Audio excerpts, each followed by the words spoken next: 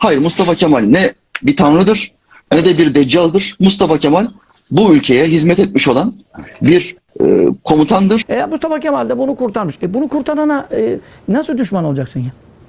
Yani o sonra bunu sevmemenin ne anlamı var? Bak, bir adam Atatürk'ü sevmiyor diye onu asla sövemez. Asla. Çıkacaklar. Hoca sıra Atatürk'e mi? Geldi kardeşim, geldi. Yeri geldi, konuştum. Minnet borcunuz var, şükran borcunuz var. Mustafa Kemal Atatürk Kur'an Müslümanıydı. Cihat Müslümanıydı. Mustafa Kemal'de aynen bir İmam-ı Azam ahlakı var. Bugün 10 Kasım. Bu ülkenin kurtuluşuna, kellesini koltuğuna alarak yola çıkan Mustafa Kemal Atatürk'ü, silah arkadaşlarını hepsini rahmetle, minnetle, şükranla anıyorum.